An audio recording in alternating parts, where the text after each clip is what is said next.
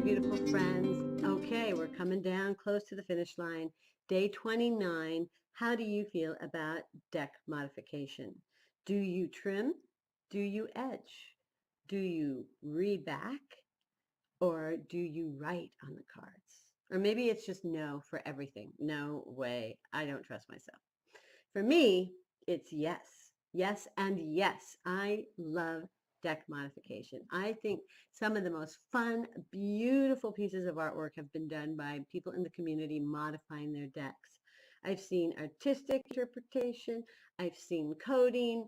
I think it's great interacting with your deck like this. And if you can add some depth and richness and class that makes it yours, then I think it's a must do. I don't do a lot. There's some people who do more than I do, but I've done a little bit of almost all of it, I think. And the first thing that's consistent for me that I will always do is edge a deck in black.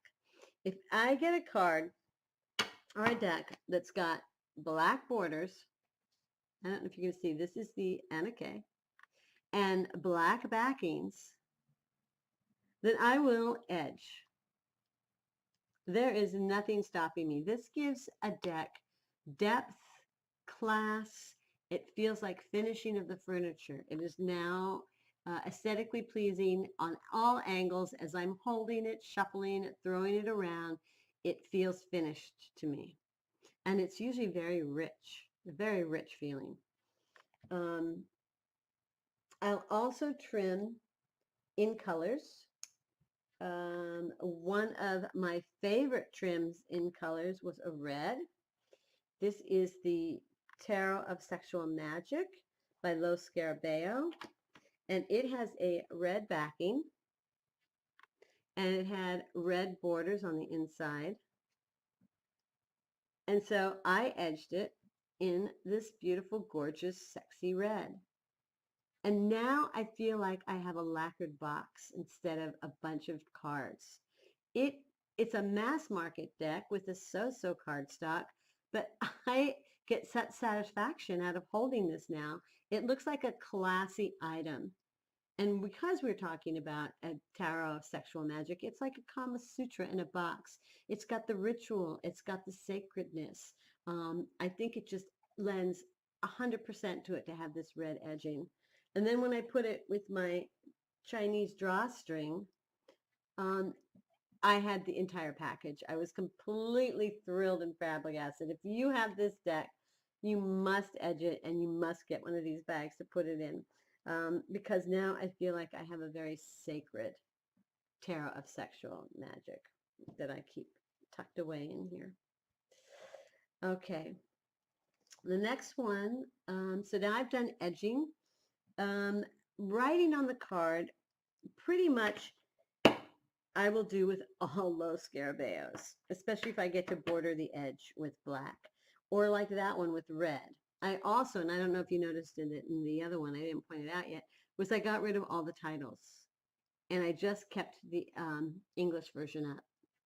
And so now it's all about the illustration and one keyword.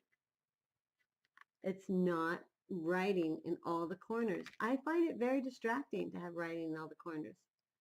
So again, I will write on the card to mark out extra writing. I think some people are talking about El Goliath that way. I don't know if I would, but that's the kind of thing I would mark out.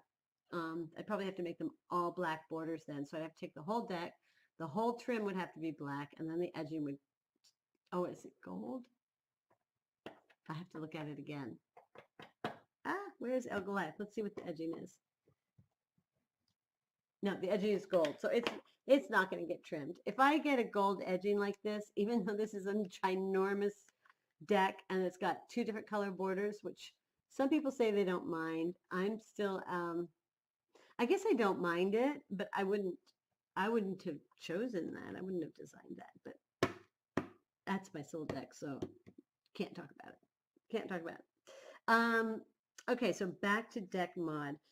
Here is Lunar Nomad Oracle deck, and look at how it needs edging. Look at the richness of the card and the richness of the, well, they're all very different colors, so I'm trying to find something that matches. The richness of the illustrations are just stunning to behold. Look at that. Look at that. And just to have a nothing edge, no, no, no.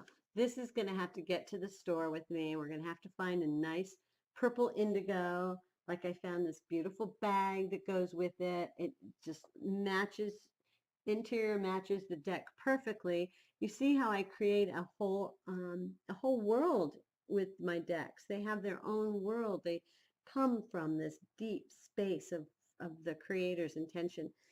So then it's going to have to get edged to match that. I'm going to have to put that aside. So let's talk about trimming. Um, I haven't trimmed a lot, but I have trimmed some.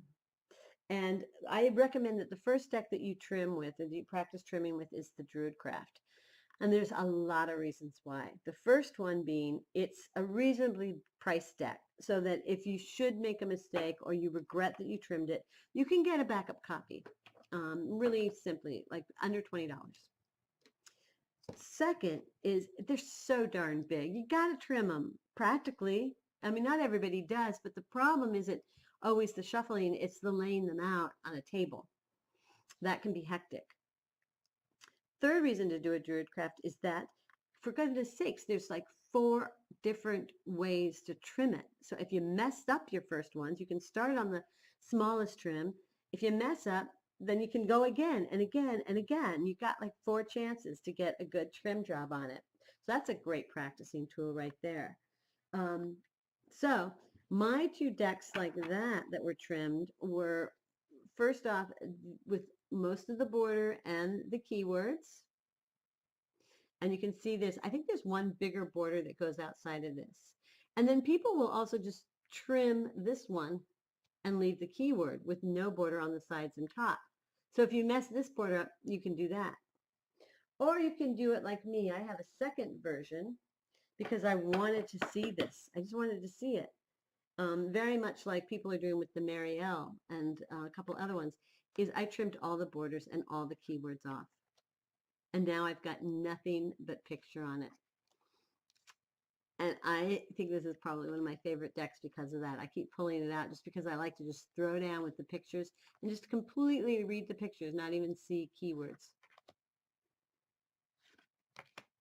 You see, that works really well.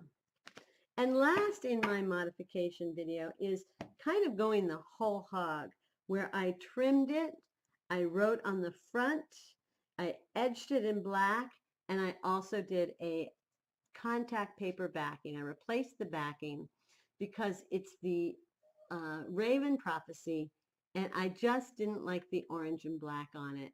For some reason, I mean, I loved all the art. I didn't like the coloring. I thought it took away from it for some reason. So I did all the things to it, all the things.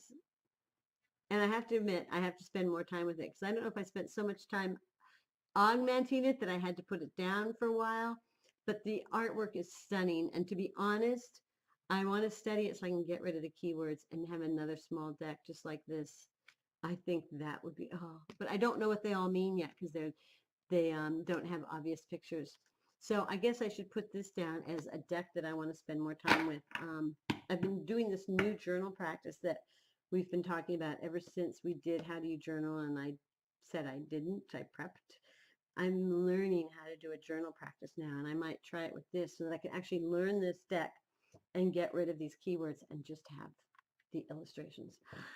So yes, deck modification. It's a go in the Tin Can Tarot. I hope to see some of yours. I know some of you that are out there that do it. I know Tarot Alchemist. She's done some beautiful deck modifications. I used to watch all her videos to learn how to do it. So until I see you all guys again, which won't be for very much longer on this challenge, I hope that you are taking very good care of yourself and that you're having a very, very, very blessed day. I'll see you all tomorrow as we come to the finish line and wind this challenge up. Till then, take care. Bye-bye.